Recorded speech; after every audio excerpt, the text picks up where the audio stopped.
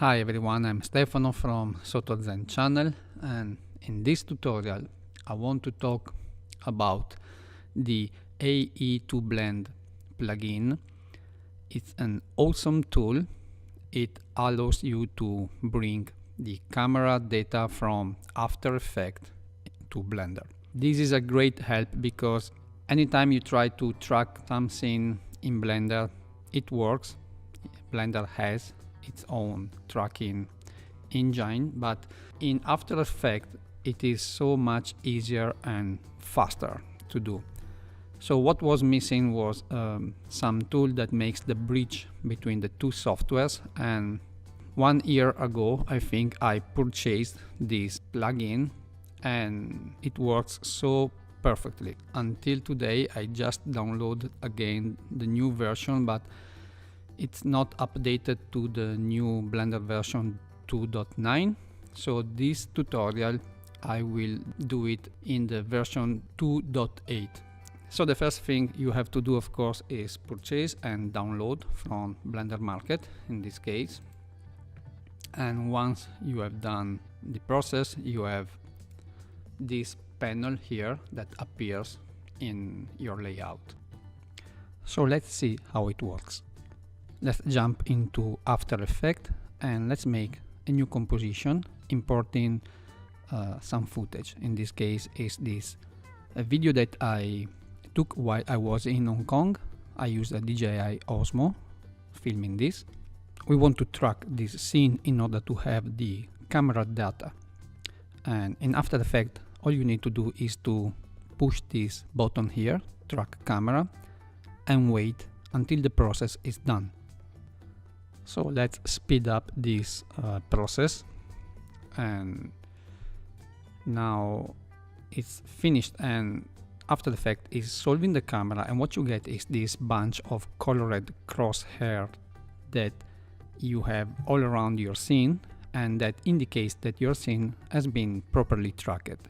If you move around your mouse, you can check the perspective. Look into this red circle, and what you want to do is to choose a nice one that looks good to you, and right click and choose, for example, create solid and camera. Okay, now we have this solid that it is not well aligned, and we want to fix this, and I applied a grid effect to better see the perspective of the object, and using the rotate, move, and also the scale, I can edit this object until it looks more nice and well aligned. You don't need to be perfect, but you sure want that your grid is aligned in the best way you can get. Something like this I think is enough. If we now play our video, we can see that our grid is perfectly following our footage. And so now the most important part, we need to export our camera data inside Blender. So how to do this? Well, here we have our camera generated from the tracking process. So what we want to do is to press P to see the position animation data, and then shift press also R to show also the orientation animation data. And we want to select all these keyframes together. And all we have to do now is to copy into the clipboard, pressing Ctrl C, and then in Blender let's open a new window and make it a graph editor. We have here in this After Effects to Blender panel, we have this create camera, and it's done. We now have our function curves for the movement of our camera imported in Blender, and what we get is this little hierarchy we have this empty and the camera itself, and this empty is where the animation data is applied to.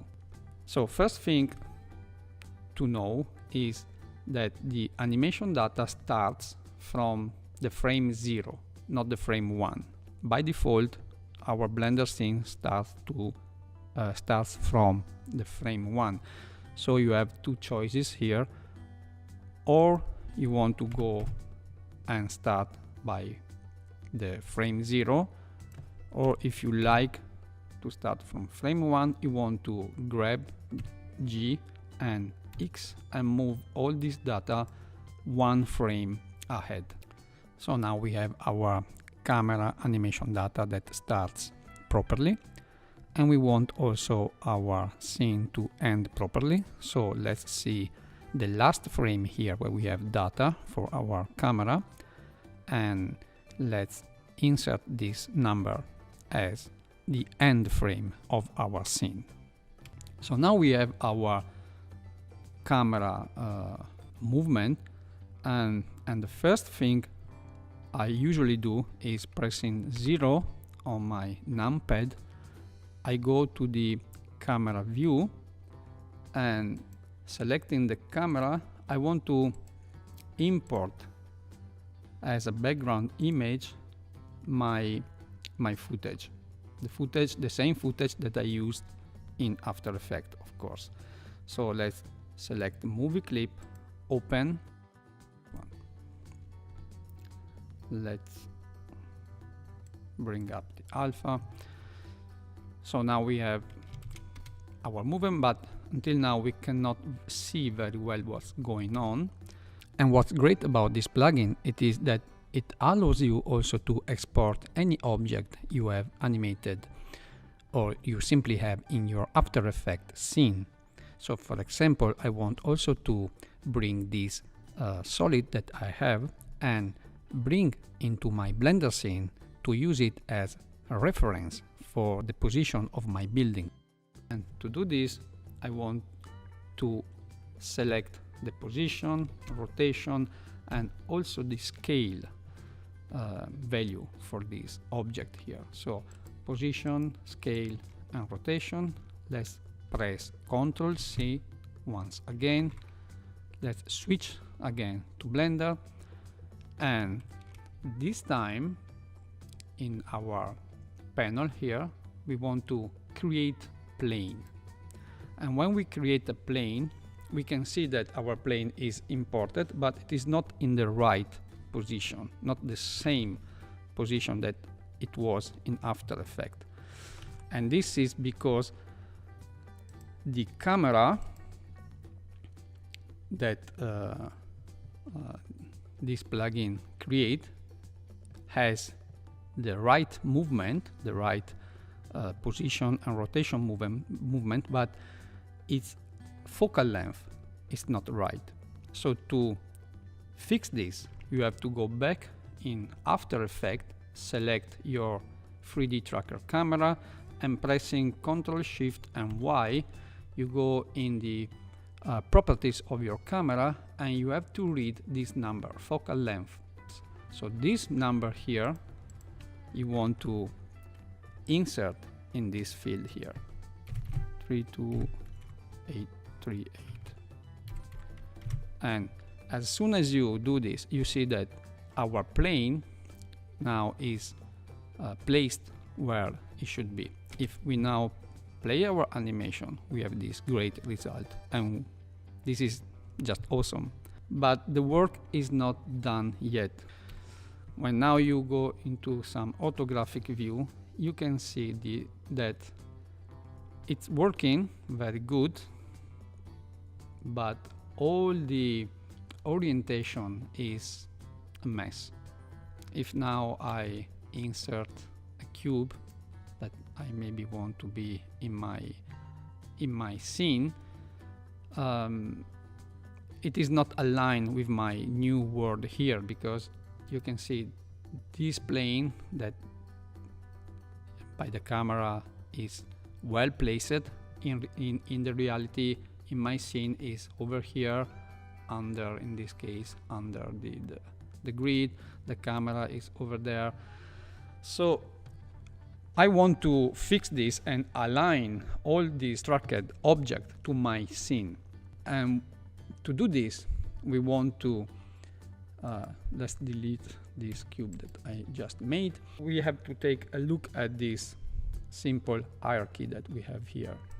We have this hierarchy for the camera object and this hierarchy again for the plane object. And we want to select camera transform, parent, and then the plane transform object.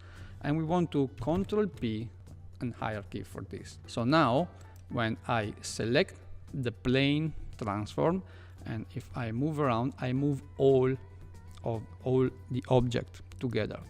Press Alt G and reset its position. So now we have our plane that stay in the center of our scene.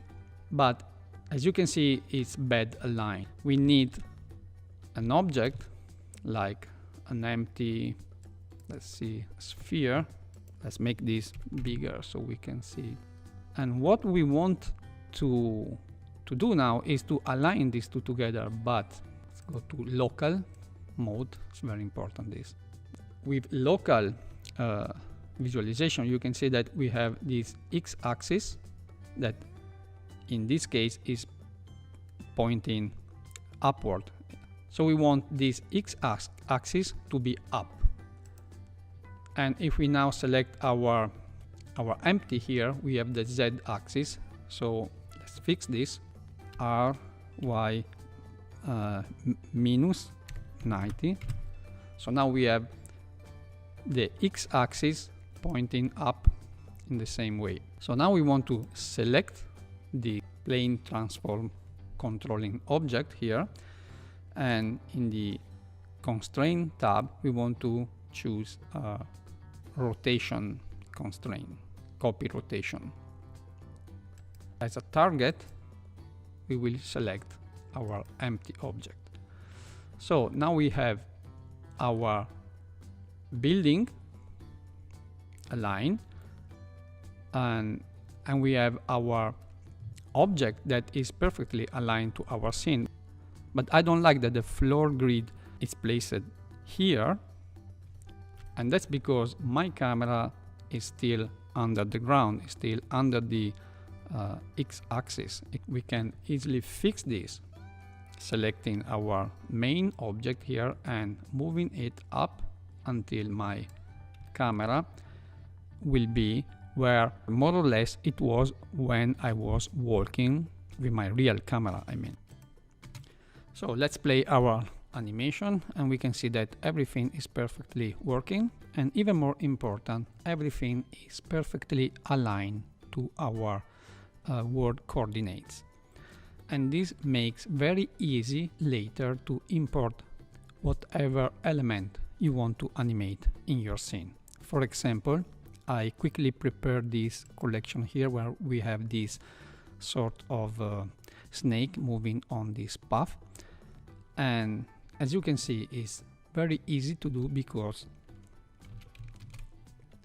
for example, Shift A, add cube, and let's scale.